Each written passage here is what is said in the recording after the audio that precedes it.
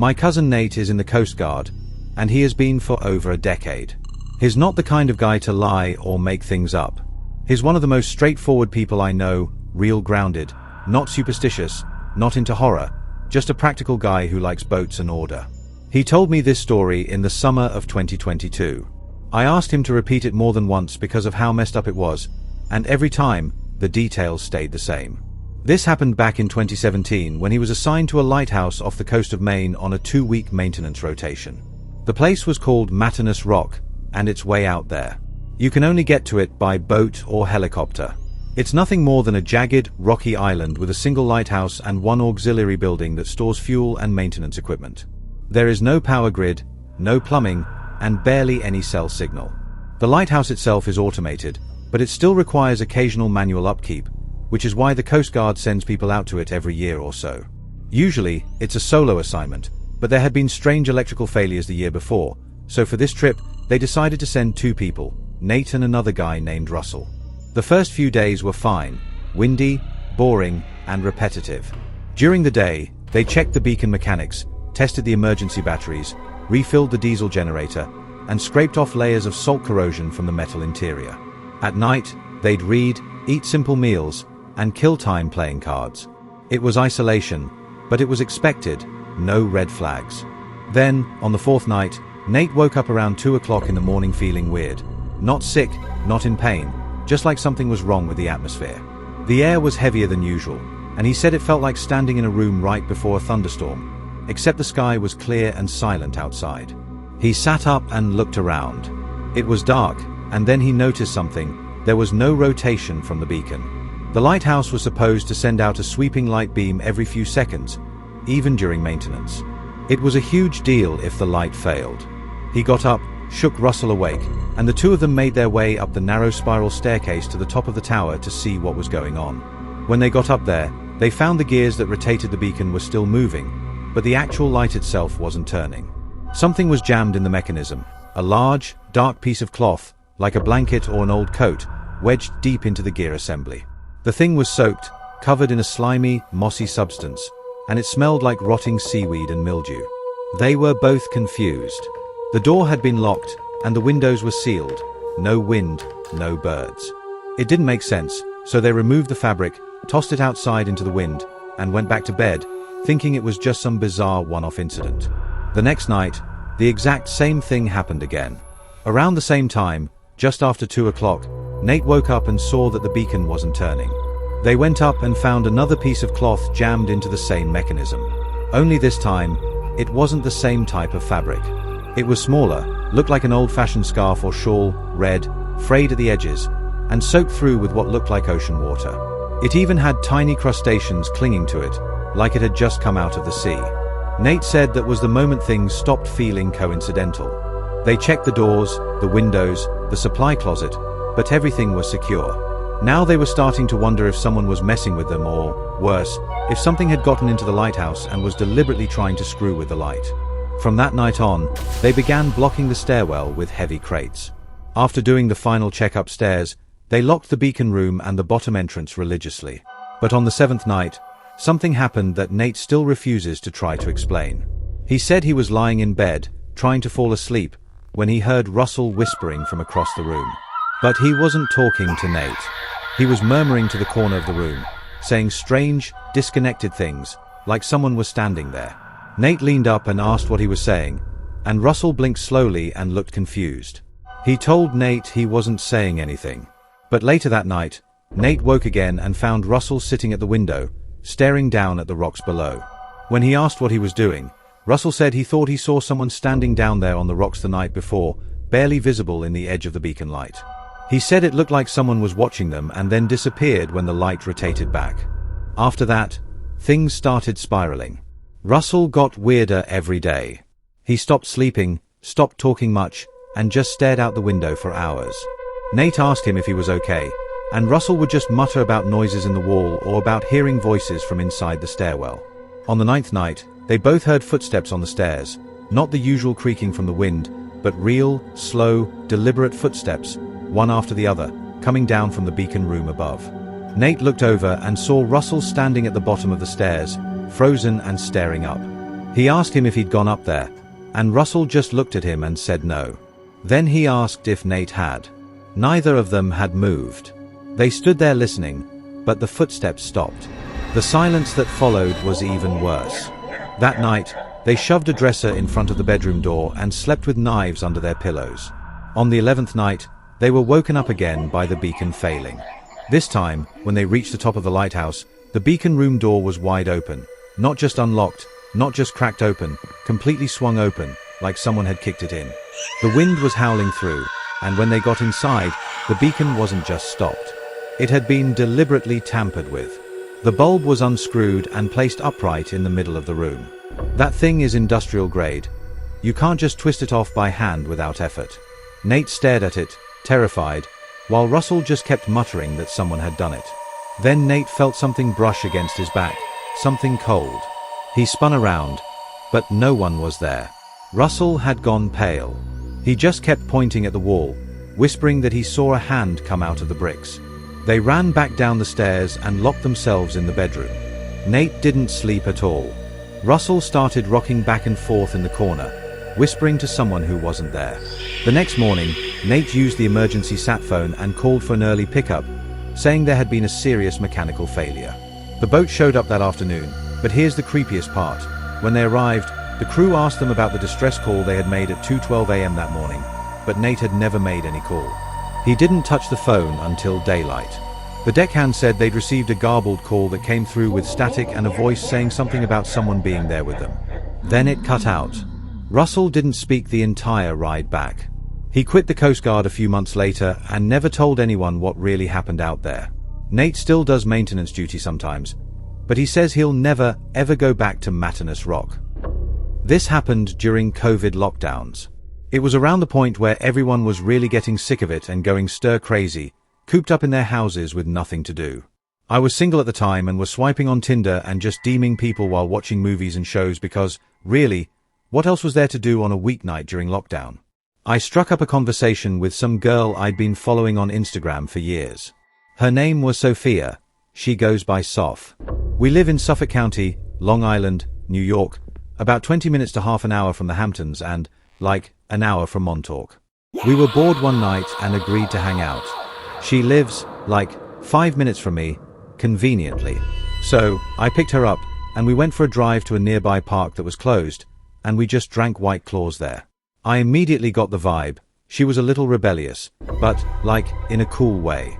She was down to hop fences, trespass, and do things like that. There was a mutual connection very quickly, and within less than an hour, she came up with the idea of driving out to Montauk and walking the cliff walk around the lighthouse. Technically, the lighthouse grounds were closed past sunset. I think they may have been closed in general during lockdown, not 100% sure on that, but right away, I said I was down. I like adventures like that. So, we finished our drinks and drove all the way out east to Montauk Point. When we got there, she told me to just park in the lighthouse parking lot. I was a bit hesitant about this, but she seemed pretty confident that there would be no security on a random Tuesday night during lockdown in the off-season.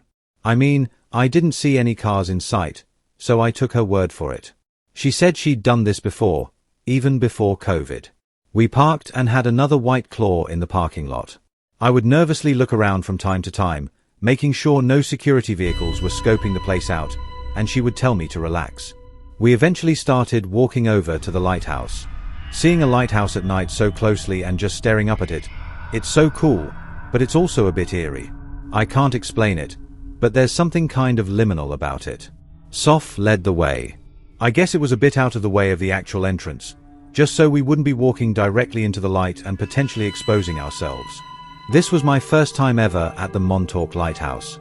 She led us straight to the cliffside behind the lighthouse that had a bunch of rocks forming a trail of sorts, called the Cliff Walk.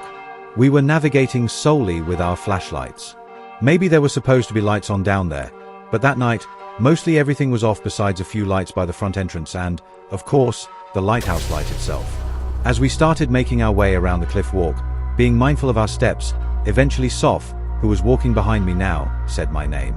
I turned to her, and she was pointing her light behind her, exposing someone behind us, also on the rocks. With both of us shining our lights over, it was easier to make him out. He was wearing a coat with a hood over his head. He looked like he was a black guy, but we couldn't tell how old or anything else about him. I called over, asking if he worked here, and he didn't answer, but he also wasn't moving either. I followed it up with, "We're going to leave. Sorry." I was mostly nervous that it was a security worker or something and that we were going to get in trouble, but then the guy said something to us. He said, "You'll want to buy some Coke." Finding out that it wasn't a security guard but simply a random guy was not a relief at all. If anything, it was more nerve-wracking because why the hell was this creepy guy following us? Why was he even here? I said, "No, man.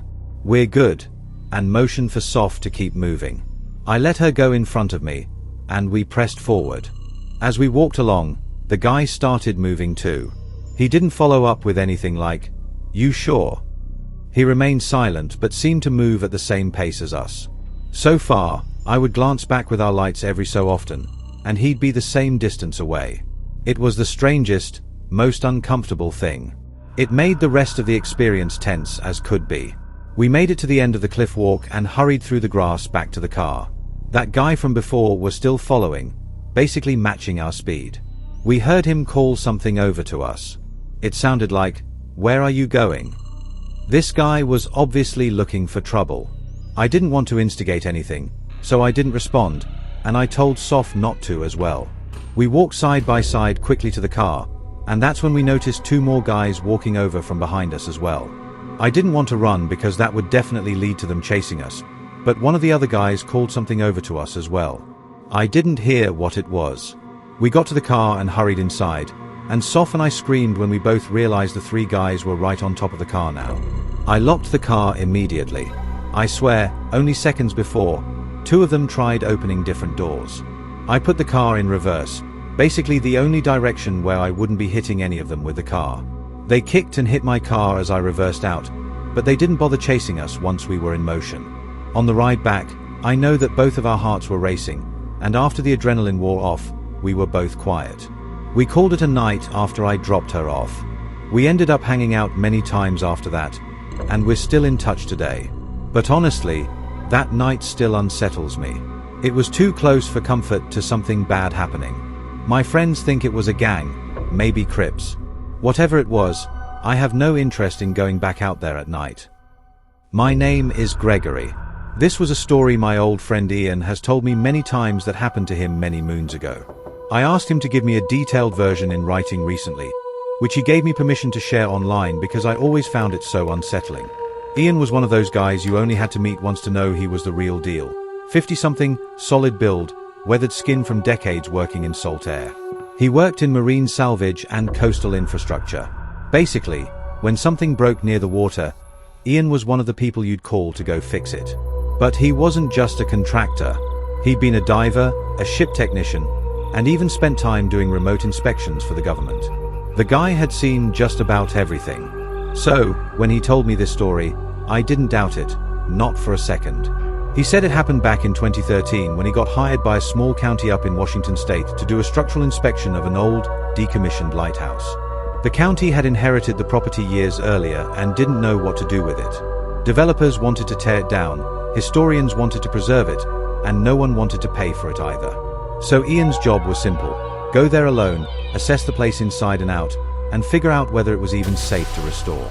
The lighthouse was on a remote rock island about an hour off the mainland. Not a big island either, just a hunk of stone and dirt, maybe 300 feet wide, with nothing but the lighthouse itself, a generator shed, and some rusted-out old scaffolding from decades past. The place hadn't been used in years, and it wasn't exactly a tourist destination. There weren't even any docks, just a little ledge where a small Coast Guard boat could offload someone at high tide. Ian packed light, food for 4 days, a sleeping bag, some tools, a clipboard, and a two-way marine radio. The plan was simple. He'd get dropped off Monday morning, do a full walkthrough by Wednesday, and call in for pickup Thursday afternoon.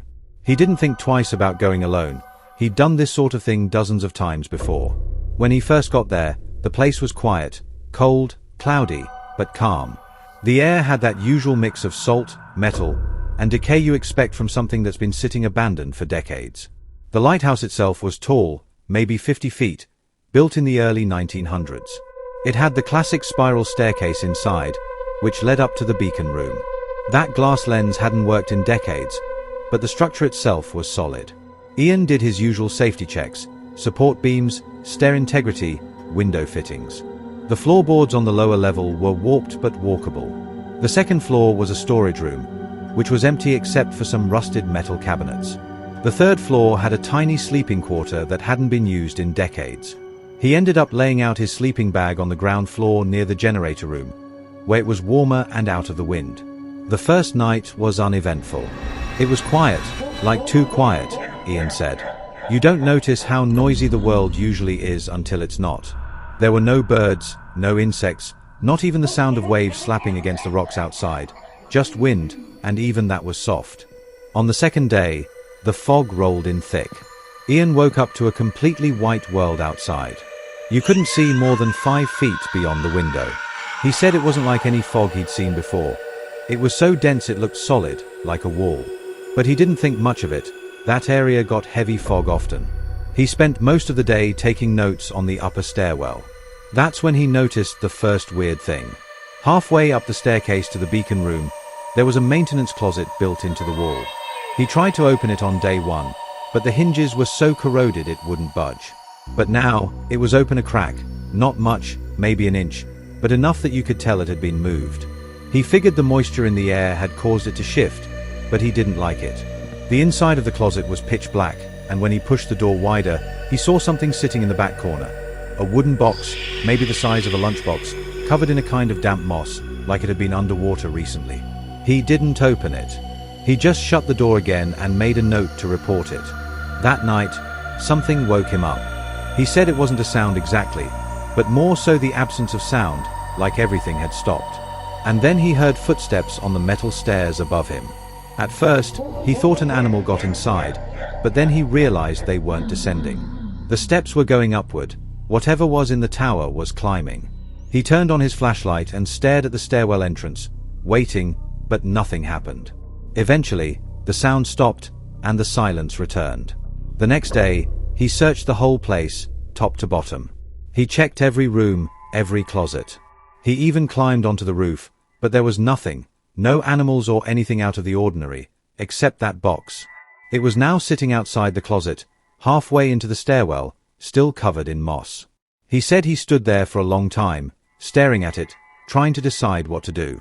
Eventually, he picked it up. It was heavier than he expected. The wood was bloated with moisture, but the lid didn't open, it was nailed shut. He didn't want to mess with it too much, so he left it at the base of the stairs and went outside for air.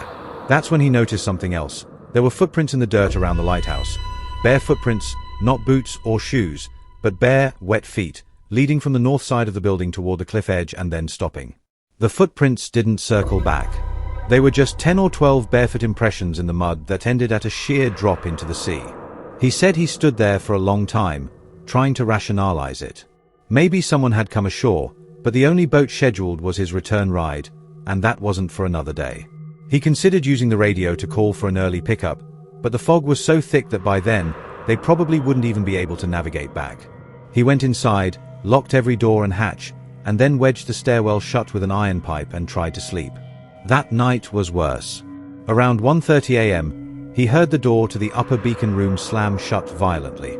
He said the force shook dust loose from the ceiling.